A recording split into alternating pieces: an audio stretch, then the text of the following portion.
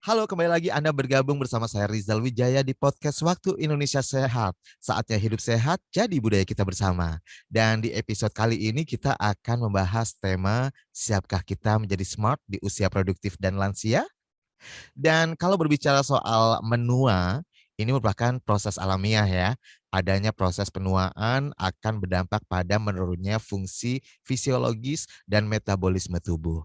Oleh karenanya, penting sekali mempersiapkan lansia yang sehat, mandiri, aktif, dan produktif. Smart. Jumlah orang lanjut usia di Indonesia saat ini sekitar 27,1 juta orang atau hampir 10% dari total penduduk. Dan pada tahun 2025 diproyeksikan jumlah lansia meningkat menjadi 33,7 juta jiwa atau 11,8%. Peningkatan jumlah lansia dengan berbagai masalah kesehatannya menjadi tantangan bagi kita untuk mempersiapkan lansia yang sehat dan mandiri agar meminimalisir beban bagi masyarakat dan negara. Nah, kita akan bahas tuntas terkait hal ini bersama Dr. Gigi Kartini Rustandi, MKes selaku Direktur Kesehatan Usia Produktif dan Lanjut Usia Kementerian Kesehatan Republik Indonesia. Saya akan sapa terlebih dahulu. Halo Ibu Kartini. Selamat siang atau selamat Salam sore sehat. ini. Salam Salam sehat, sehat juga Pak Ibu. Rizal. Baik, senang sekali saya bisa bertemu dengan Ibu Kartini meskipun secara virtual ya Ibu ya. Karena masih Ya, dibatasi karena kita masih dalam masa pandemi. baik. Sip. Baik, yang pertama Ibu, sebelumnya mungkin bisa dijelaskan nih, apa sih yang disebut dengan smart? Tadi di depan saya sudah sedikit menyampaikan gitu ya, smart itu di usia produktif dan lansia. Pengertiannya seperti apa sih smart yang dimaksud? Baik, terima kasih. Semangat pagi dulu ya kepada semua pendengar. Salam sehat.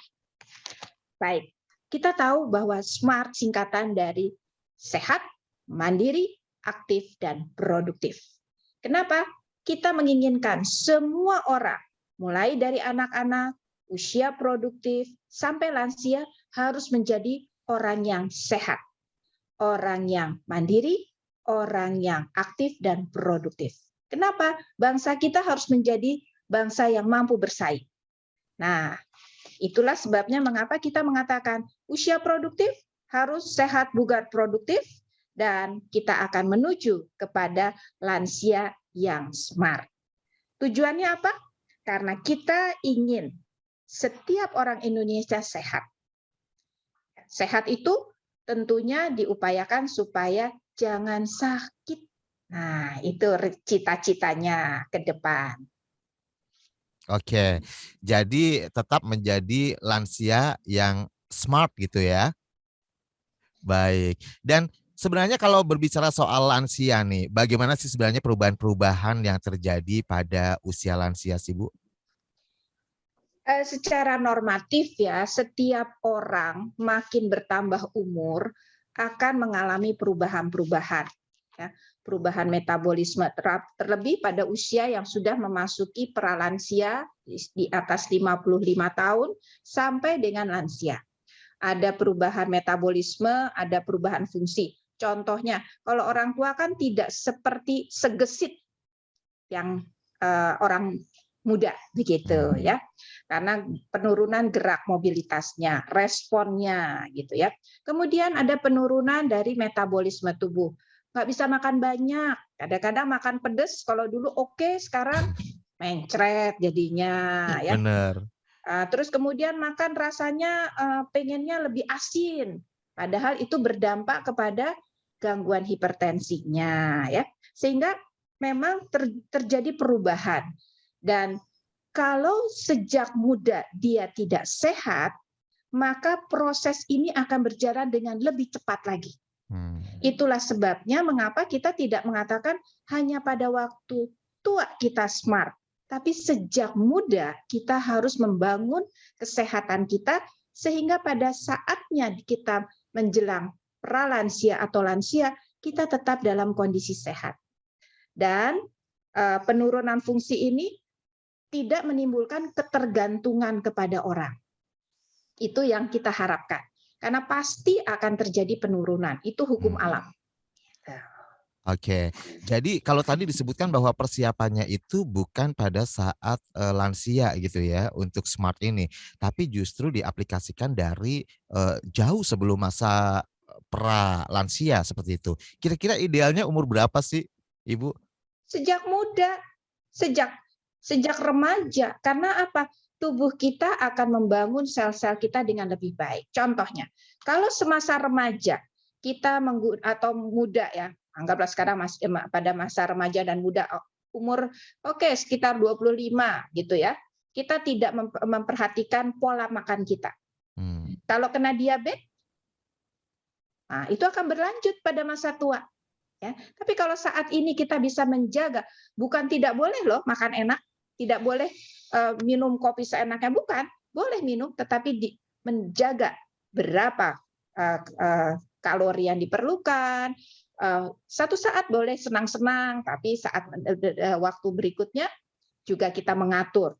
Maka pada masa tuanya tubuh kita tidak akan menjadi sakit. Nah, seperti itu. Jadi sejak remaja, sejak muda kita sudah mulai mengatur. Misalnya rajin olahraga, tentu kondisinya lebih fit dibandingkan kalau tidak pernah berolahraga. Bukan tidak boleh makan enak ya, Ibu ya.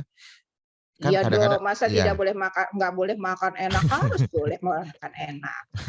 tapi ada takarannya gitu ya. Ya, Kalorinya seperti itu. Kadang-kadang kalau lagi diet, kalau udah ketemu waktunya untuk makan enak, makan bebas gitu ya, cheating time gitu ya, Ibu. boleh. Boleh Kan ya, Ibu ya. kan di dalam agama pun kita diajarkan pada waktunya kita harus berpuasa, menahan diri. Nah, Betul. berarti sebetulnya sudah ada aturannya. Oke? Oke, baik. Dan ini kan tadi juga sudah disampaikan bahwa ketika fungsi tubuh akibat proses alami penuaan gitu ya, menyebabkan lansia ini rentan terhadap penyakit tidak menular dan juga penyakit menular. Apa saja sih sebenarnya penyakit yang umumnya muncul pada lansia nih, Ibu? Tadi saya katakan ya, menurunnya fungsi tubuh. Hmm, Yang paling sering kalau orang tua apa? Matanya, ya kan? penglihatan Ada mulai berkurang. katarak, penglihatan menurun, pendengaran biasanya mulai nih agak budi sedikit gitu ya. Nah, artinya dia harus bicara lebih keras ya, fungsi-fungsi tubuh. Kemudian kadang-kadang tadi dikatakan metabolisme tubuhnya ya, pencernaannya. Jadi kadang-kadang makan yang penyakit menular, kalau anak dulu waktu muda makan bakso di mana saja, woi nggak apa-apa, sekarang kok mencret ya, gitu ya reaksi tubuhnya. Kemudian penyakit kadang-kadang responnya lagi adalah misalnya ingatan, mudah lupa. Ya. Kalau tidak dilatih, contohnya kan ada sekarang senam otak gitu ya. Kalau tidak dilatih, dia berlatih misalnya olahraga senam dansa dan sebagainya, maka dia akan menjadi kaku. Dan kemudian dari hubungan antara otak kiri dan otak kanannya juga tidak menjadi baik, ya. Dan juga kalau untuk penyakit tidak menularnya, karena biasanya metabolisme tubuhnya kurang baik, kadang-kadang hipertensinya tuh ada, ya, apalagi senangnya jajan keripik gitu ya, biasanya kan duduk sambil makan kacang, suka lupa. Nah, kemudian kadang-kadang kalau itu sudah ada, maka diabetes juga kadang-kadang ada, bahkan jantung. Apalagi gangguan paru kalau dia kurang bergerak. Itu. Jadi penyakit-penyakit itu kan ada juga penyakit pernafasan, gangguan pernafasan, ya. Nah, itulah sebabnya kenapa? Karena sistem imunitas tubuhnya juga menurun. Itulah sebabnya mengapa orang tua harus dilindungi. Ya, makanya kan kalau ada vaksin untuk orang tua didahulukan ya, karena kita menjaga orang tua. Oke, baik. Jadi artinya ketika kita mendapati nih lansia yang mungkin sudah tidak produktif, kemudian tidak smart, itu artinya adalah efek jangka panjang dari masa mudanya gitu ya, Ibu? Bisa karena sejak mudanya ataupun memang ada penyakit serius yang mendadak gitu kan bisa ya. Oke. Misalnya karena dia terjatuh karena geraknya tidak baik, jatuh dan akhirnya harus berbaring di tempat tidur. Tapi kita tidak bisa mengatakan tidak lansianya itu tidak produktif. Ya, karena biar bagaimanapun orang tua itu masih punya kemampuan untuk mendoakan anaknya, masih bisa memberikan nasihat. Ya, Nah, ini yang kadang-kadang tidak disadari nih sama yang muda-muda. Aduh. Dan orang muda kadang-kadang tidak menyadari juga bahwa perubahan metabolisme pada orang tua terjadi, mereka menganggap orang tuanya sama seperti dulu. Sehingga gimana sih kok sekarang kalau ditanya nggak jawab. Nah, ya ini juga perlu perhatian orang-anak muda, untuk orang-orang tua. Kadang ada juga yang mengatakan bahwa ini ya orang kalau tambah usia tambah tua kayaknya udah balik lagi kayak anak kecil deh, merepotkan, rewel dan sebagainya. Kan ada yang suka ngomong gitu ya Ibu ya? Ya, karena mereka tidak bisa mandiri seperti dulu seperti dulu. Misalnya dia mungkin pegang gelas, tiba-tiba tangannya kaku jatuh, ya. Atau kadang-kadang dia juga mungkin lambat makannya. Kan orang muda pengen, "Ayo cepet dong." Ya, atau jalan ke mobil, ya. Nah, itulah pentingnya juga bahwa anak muda itu atau kita yang muda-muda bisa memahami kondisi orang tua. Biar nggak tambah stres dia. Siap. Nah, Ibu, kalau untuk menuju lansia yang smart, ini caranya seperti apa sih? Bisa di-share dong kepada pendengar kita. Itulah sebabnya sejak awal, sejak muda, maupun kalau sekarang yang sudah mulai masuk pralansia atau lansia, kita ajak untuk beraktivitas. Ya, di sini banyak ya teman-teman dari KBLI gitu ya, jadi kelompok lansia, kemudian juga dari teman-teman dari senam tera, line dance, mengajak mereka, ayo ada kegiatan. Ya, kita punya juga posyandu lansia, di mana mereka selain diperiksa secara rutin, deteksi dini, tapi mereka juga diberi cerita, kemudian diberikan aktivitas bersama-sama. Karena sesama lansia akan lebih senang, zamannya nyambung gitu ya. Kalau ceritanya masih cerita Benyamin, sama yang satu tahu juga. Kalau Relate coba gitu ya sama Ibu ya? cucunya nggak tahu siapa itu Benyamin, kan begitu. Iya, coba ditanyain drakor, pasti nggak tahu kan? Nah, itu juga kecuali lansia yang kekinian. Nah, yang suka ngikutin drakor, nah tahulah dia.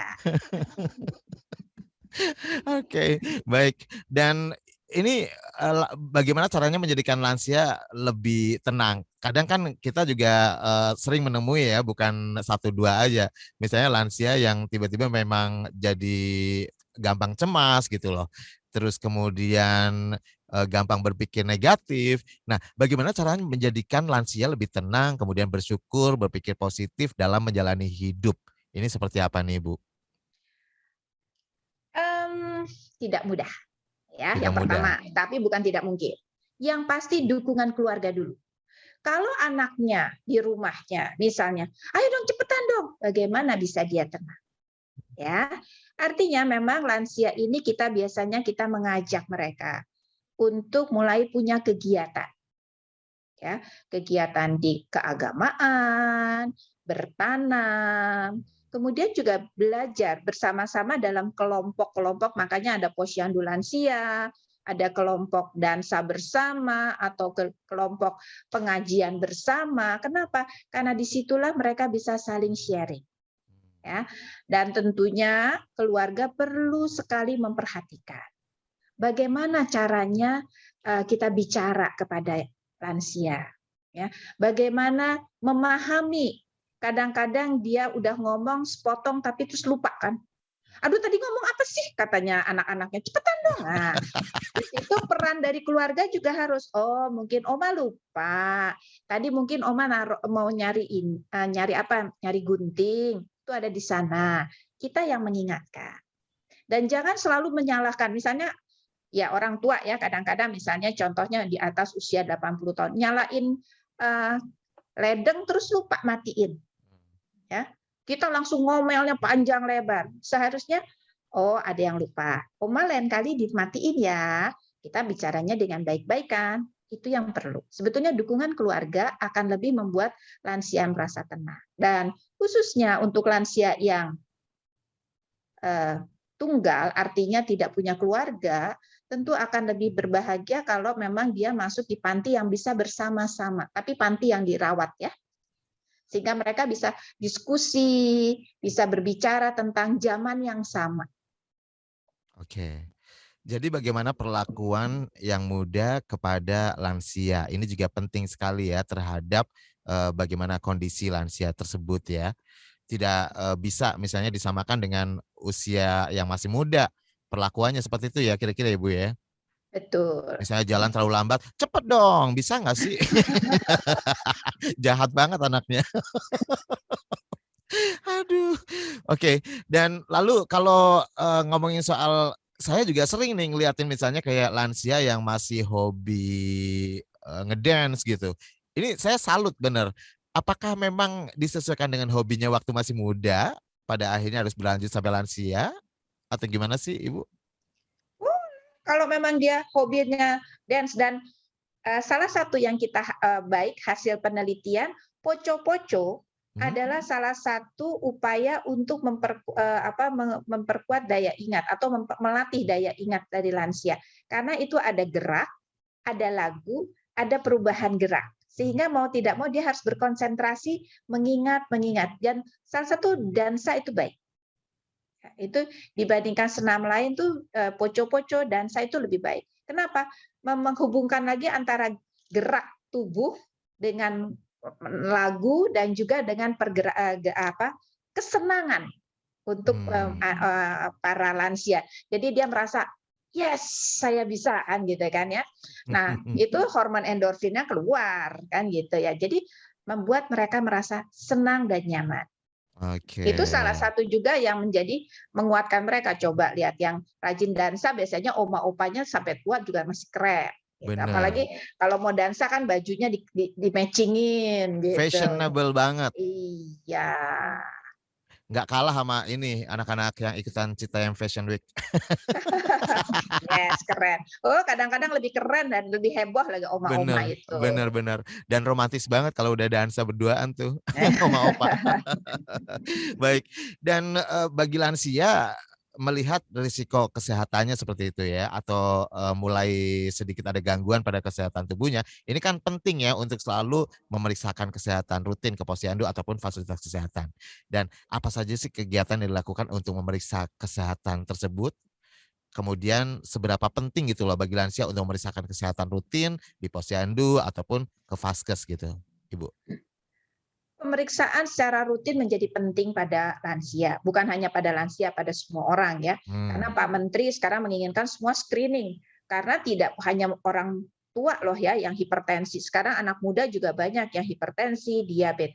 Kenapa? Karena begitu kita tahu, maka kita bisa memberikan pengobatan, ya, mencegah menjadi lebih parah. Ya. Nah, apa yang dilakukan? Kita lakukan paling tidak minimal kita cek gula darahnya, tensinya, kolesterolnya. Kemudian pada kondisi-kondisi tertentu kita harus lihat. Kadang-kadang orang tua mengalami ketidakseimbangan cairan. Kemudian juga ada resiko-resiko misalnya pada orang tua yang laki-laki kanker prostat. Ya perlu ada pemeriksaan. Jangan sampai terlanjur menjadi berat. Ya. Di dalam pelayanan kesehatan sudah ada screening yang namanya di posyandu untuk penyakit deteksi dini, beberapa penyakit tadi hipertensi, diabetes, kolesterol ya. Kemudian juga harus dilihat kadang-kadang orang tua itu karena makannya, penyerapan tubuhnya kurang baik, seringkali menjadi anemia. Ya, tambah lagi kurang. Sehingga untuk itu diperiksakan kembali. Ya. Jadi Oke. kalau sebulan sekali wajiblah untuk kontrol begitu ya. Baik, diperiksakan gitu ya.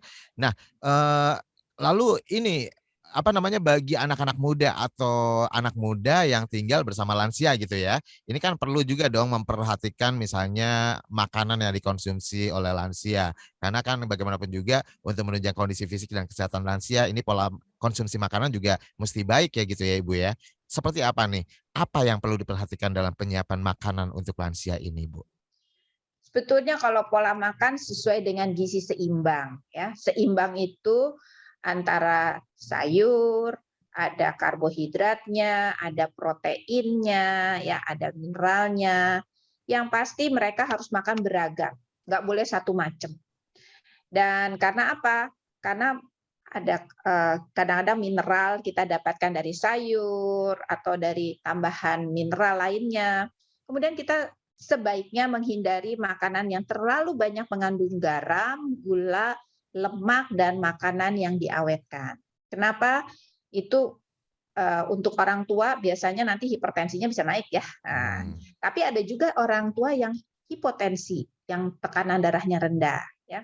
Kemudian banyak konsumsi sayur-sayuran, dan perhatikan kalau ngasih orang tua itu sayurnya dipotongnya jangan panjang-panjang, agak pendek dikit, jangan Disesuaikan. terlalu ya. Kalau memang sudah mulai tidak terlalu seneng lagi makan yang crunchy gitu ya, ya direbusnya agak lama sedikit sehingga dia bisa mengunyah dengan lebih lembut gitu ya. Nah, kalau makanan mungkin tidak bisa kayak dulu porsinya satu porsi nasi padang sehabis ya, mungkin dia harus dibagi porsi yang kecil tapi sering ya, mungkin jadi makan 3 kali sehari, ada snacknya nggak usah gede-gede tapi ada snack pada saat jam 10 pagi, pada sore hari ya. Yang pasti dia harus minum air putih yang cukup, minimal 6-8 gelas sehari ya. Kenapa? Supaya pencernaannya berjalan dengan baik. Dan untuk orang tua sebaiknya makanannya itu sebaiknya dikukus, dipanggang, direbus, jangan terlalu banyak digoreng, gitu ya. Dan yang pasti alangkah senangnya kalau mereka bisa duduk bersama, makan bersama dengan anak dan cucu. Itu satu kebahagiaan untuk orang tua yang saat ini agak kurang bisa mereka dapatkan. Jadi secara psikologis juga akan merasa lebih nyaman gitu mungkin ya, Ya. Ibu ya. Ini bakal berpengaruh juga terhadap kesehatan gitu ya? Oh iya. Oke, baik. Jangan malahan kita makan di restoran mewah gitu ya, terus, "Aduh, Oma jangan ikut deh." Teganya. Tega banget makanya. Ini mudah-mudahan bisa lebih open mind gitu ya buat anak-anak muda dan lebih banyak menyerap nih ilmu yang dibagikan oleh Ibu Kartini pagi untuk hari ini ya. Oke, dan untuk menuju smart di usia produktif dan lansia, apakah penting untuk menjaga kebersihan tubuh, gigi, dan mulut? Karena beberapa yang saya sebutkan barusan ini kan ini bakal mengalami penurunan juga ya, kayak gigi misalnya begitu lansia udah kropos, ompong, dan sebagainya. Penting dong. Menjaga kebersihan tubuh itu bukan hanya anak muda, bayi, balita, tapi semua umur termasuk lansia. Ya, kebersihan. Apalagi lansia. Lansia itu dia kan makan macam-macam juga ya. Kebersihannya perlu ya. Dan pada lansia kadang-kadang kulitnya itu menjadi sensitif. Ya. Kenapa saya bisa bicara gini? Selain dari literatur, saya sendiri mengurus ayah saya. Ya, jadi kita tahu kulitnya itu kadang-kadang mudah pecah ya, sehingga kadang-kadang perlu pelembab gitu ya, sikat gigi supaya mulutnya tidak bau ya, dan juga supaya tidak ada plak ya yang membuat rasa di mulut tidak nyaman gitu ya, dan juga akibatnya kuman akan bertumbuh di sana. Untuk itu harus ya kebersihan, misalnya dia harus kita cuci tangan, sikat gigi, kemudian mungkin mandi harus sesudah itu digosok minyak dan sebagainya, itu menjadi sangat penting. Dan yang pasti juga menggunakan lap atau handuk yang lembut karena kulitnya itu sangat rentan, makin tua makin rentan gitu. Baik. Dan yang pasti nanti fungsi kunyahnya akan berkurang karena giginya kan banyak juga yang copot ya. Nah, untuk itu juga harus kita perhatikan betul-betul. Ya, kadang-kadang nggak sadar kok gigi saya patah. Ya, gitu ya. Jadi perlu mendapat perhatian. Tahu giginya udah rapuh ya, anaknya malahan ini kasih makannya yang keras-keras ya, Bu ya? Tega. Teganya. Mestinya Walaupun direbus mereka dulu. suka, tapi kan makin usianya saat tua, terutama di atas 80 gitu ya, mereka harus mendapatkan perhatian yang lebih baik lagi. Baik. Dan kalau berbicara soal menjaga kesehatan, kalau bagi usia produktif atau orang muda ini mungkin gampang aja ya, misalnya olahraga apa aja, masih kuat lah ya. Tapi bagi lansia nih, adakah aktivitas aktivitas fisik atau latihan fisik untuk meningkatkan kebugaran jasmaniahnya? Nah, kira-kira apa saja nih latihan fisik yang harus dilakukan? Sebetulnya kalau aktivitas yang pasti bergerak, ya harus bergerak. Misalnya mau menyapu, membersihkan rumah, berkebun, memasak, it's okay. Nggak ada Tetapi masalah ya? olahraga juga boleh, ya. Tetapi olahraga yang sesuai dengan kondisinya. Kenapa saya sebutkan sesuai kondisinya? Karena ada yang sampai 70 tahun berani lari. Karena memang Hmm, dari muda dia lari. Tapi kalau dulu dia mengejar prestasi makin cepat, tapi sekarang ini dia melakukan misalnya lari untuk sesuai dengan eh, kebutuhannya saja. Ya. Tapi yang pasti kalau orang tua sebaiknya berjalan. Tapi kalau ada yang rematik, ya berenang boleh hmm. kalau bisa, atau bersepeda, sepeda statis bisa. Berenang berenang yang di waterboom prosotan gitu boleh nggak? Kalau itu Mas Rizal aja. Kalau yang jalan di waterboom itu cucunya saja. Cucunya saja ya. Iya, Jangan takutnya nanti. nanti cucunya ngejorokin gitu Ibu, ya kan? Masalahnya bukan apa-apa. Hmm. Mungkin neneknya nggak apa-apa untuk tubuhnya, tapi untuk jantungnya dari atas ke bawah itu yang kita takutkan. Nah, itu dia. Mesti diperhatikan juga ya, karena gimana pun juga risiko di jantung juga ya Ibu ya. Artinya banyak sekali resiko untuk orang tua. Misalnya dia pada saat meluncur atau jalan, keseimbangannya mungkin berkurang. Hmm, Nanti tiba-tiba terjatuh. Nah, itu resiko sehingga dan itu harus disadari juga oleh anak-anak dan oleh lansianya sendiri. Kadang-kadang ada juga lansia yang tidak menyadari hal itu. Saya merasa betul, saya masih mampu. Nah, betul. ini yang perlu kita berikan pengertian dengan baik. Saya merasa mampu masih bisa menjaga keseimbangan dengan baik gitu ya. Tiba-tiba kesleo, Ya, misalnya kayak gitu yang ditakutkan betul, ya. Kayak misalnya tadi betul. perosotan gitu. Itu nggak boleh karena ada risiko penyakit yang lain juga ya seperti itu ya Ibu ya. Jangankan Baik. perosotan, Hmm. tangga aja kadang-kadang dia tidak melihat satu tangga, tiba-tiba jatuh, gitu kan? Atau ada step di lantai yang kadang-kadang membuat dia terpeleset. Nah, itu juga hal yang harus dijaga sehingga terutama karena data menunjukkan hampir 25% dari lansia itu mengalami ketergantungan. Jadi kalau dulu dia bisa mandiri, terpaksa harus bergantung kepada orang lain. Bahkan Hmm. sampai hampir 3,7% dia sangat tergantung kepada orang lain, misalnya harus terbaring di tempat tidur atau harus dibantu untuk melakukan kegiatan. Nah, ini yang harus kita perhatikan dan hati-hati.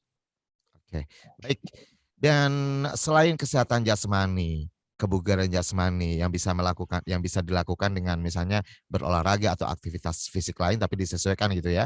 Selain itu juga ada stimulasi kognitif yang dilakukan secara teratur untuk memperbaiki performa kognitif lansia dan dapat mencegah demensia gitu ya Ibu ya. Apa saja sih stimulasi kognitif itu? Stimulasi itu banyak macam-macam ya. Misalnya dia bisa rajin membaca, ya, menulis, ya. Ada yang dimulai di masa tua mulai belajar bahasa tertentu, belajar dansa, ya, kemudian belajar senam otak, Hmm, gitu, ya. Nah, misalnya, ayo bisa nggak gini, ya. Ada, karena ini melatih, ya. bener. Kemudian juga otomatis dia bisa berkumpul, berteman, itu merupakan bagian dari kita membuat orang tua kita bisa mempertahankan performanya mencegah demensia. Ya. Nah ini misalnya udah tua jangan kumpul-kumpul deh. Nah, kan kadang-kadang gitu. Oke, kalau nggak kumpul-kumpul boleh nggak dikasih dibantu Zoom, bisa ketemu, bisa Hmm, ngobrol ya. Karena kadang-kadang beberapa lansia ketika dia mulai tidak bisa berhubungan dengan temannya, komunikasi dengan temannya, dia merasa tersendiri, makin lama kondisinya makin cepat menurun. Ya. Untuk itu kita berikan kesempatan. Memang dia mau jalan, memang dia mau berkebun, mau bertemu temannya, perlu diberikan kesempatan. Begitu. Oke, bukan membatasi ya untuk membatasi boleh, bukan memutus sama sekali gitu ya untuk sosialnya. Nah, untuk lansia sendiri ini dianjurkan untuk tidur berapa jam per hari sih Bu? Penasaran saya. Dan apa sih manfaat dari istirahat yang cukup atau tidur yang cukup ini bagi lansia? Mmm, kalau tidur ya biasanya 6-7 jam itu diperlukan ya. Biar bagaimanapun tubuh ini kan harus memperbaiki sel-sel yang rusak ya. Dan juga orang lansia itu biasanya agak sulit tidur. Hmm. Biasanya malam hari dia agak sulit tidur, sehingga untuk itu kita memberikan waktu istirahat. Apa pada siang hari dia hari istirahat dulu, kemudian nanti sore hari, baru malam hari. Ya kadang-kadang kan malamnya aku nggak bisa tidur, maka biarkan dia kalau memang tidak ada kegiatan yang penting, biarkan dia istirahat di pagi hari atau di siang hari. Istirahat tentu penting sekali untuk orang tua, gitu. Karena itu juga bisa mengontrol kadar gulanya, menjaga berat badannya, ya. Karena dengan istirahat yang cukup, mereka bisa bangun dengan kesegaran yang baik. Sehingga tetap bugar gitu ya begitu bangun tidur. Iya dong, masa cuma anak muda saja yang bugar. Masih banyak loh. Saya baru saja ketemu dengan para lansia yang di usia sudah 70 tahun masih menjadi pelari loh. Luar biasa. Dan pelarinya bukan pelari ecek-ecek, dia pelarinya pelari benar-benar loh, bisa ikut Wow. maraton. Ya, kemarin juga saya belum lama ini juga habis acara workshop itu yang kebetulan workshop podcast gitu ya Ibu ya, dan pesertanya itu lansia kebanyakan. Saya benar-benar wah salut banget. Ini benar-benar masih aktif gitu loh dan masih mau belajar podcast bayangkan. Memang itulah itu yang akan membangun keinginan dia untuk maju dan untuk hidup. Karena dengan begitu dia masih merasa bermanfaat. Hmm. Para lansia. Misalnya dengan memberikan dia belajar podcast, nanti dia bisa bicara dengan cucunya, bisa keren kan, jadi YouTuber katanya nanti gitu. Itu memberikan kesenangan pada diri mereka. Baik, dan ini akan berpengaruh ya terhadap kesehatan kepada lansia ini ya. Oke, Ibu, mungkin yang terakhir bisa diberikan pesan, imbauan, kemudian harapan ke depannya nih bagi para lansia dan khususnya bagi anak muda yang tinggal bersama lansia bisa jadi karena gimana pun juga kan yang menjadi support system ini yang terdekat adalah keluarga ya, Ibu ya. Ya. Yang pertama, menjadi tua itu pasti. Tetapi menjadi lansia yang smart itu harus diusahakan. Kemudian untuk anak muda, kita perlu menjaga kesehatan kita saat ini supaya kita siap menjadi orang usia produktif yang aktif, sehat, bugar, dan produktif, dan juga menjadi lansia yang smart. Dan tentunya sebagai anak muda, kita harus bisa memahami dan mendampingi para lansia. Apakah itu orang tua kita, tante kita, keluarga dekat kita, bahkan tetangga kita. Karena mereka juga kadang-kadang perlu perhatian dari anak-anak muda. Jangan malah disia-siakan ya Ibu ya, karena kita juga akan ketemu dengan masa-masa itu suatu saat. Ya dong. Yes. Coba kalau sekarang usia pada 30 berarti 30 tahun lagi maka kita akan mencapai usia 60. Pertanyaannya, kita harus bersyukur kalau melihat ayah kita, kakek kita berusia lebih dari 70 tahun. Mereka sudah diberi bonus. Sampaikah kita ke sana? Nah, itu juga pertanyaan. Tapi mari kita jaga kesehatan kita dan kita peduli pada lansia karena kita juga akan menjadi lansia dan siapkan diri kita untuk menjadi orang-orang pada usia produktif dan lansia yang smart, sehat, mandiri, aktif, dan produktif. Salam sehat, sehat Indonesia. Terima kasih Ibu Kartini siang hari ini. yang sudah berbagi informasi dan berbagi kisah inspiratif ya untuk kita semuanya yang sudah mendengarkan podcast hari ini, yaitu podcast Waktu Indonesia Sehat yang dipersembahkan oleh Kemenkes RI. Dan memang ya menjaga kesehatan di usia produktif dan lansia ini menjadi sangat penting. Salah satunya caranya adalah dengan meningkatkan aktivitas kebugaran jasmani, kemudian mengkonsumsi makanan yang baik dan benar, gizi seimbang, serta dengan istirahat atau tidur yang cukup. So, saatnya kita wujudkan lansia Indonesia, lansia smart, sehat, mandiri, aktif, dan produktif. Sekali lagi terima kasih sekali untuk Dokter Gigi Kartini atas waktunya. Terima Ya, kasih salam sehat selalu sama-sama. ya Ibu. Sehat semuanya juga. Salam sehat Indonesia. Baik, dan untuk Anda yang ingin mendengarkan informasi kesehatan, dan untuk Anda yang ingin mendapatkan informasi kesehatan, segera saja Anda follow Twitter @kemenkesri atau radiokesehatan.kemkes.go.id. Dan Anda bisa mendengarkan podcast Waktu Indonesia Sehat di www.kbrprime.id dan platform mendengarkan podcast lainnya. Saya Rizal Wijaya harus pamit. Terima kasih, sampai jumpa lagi.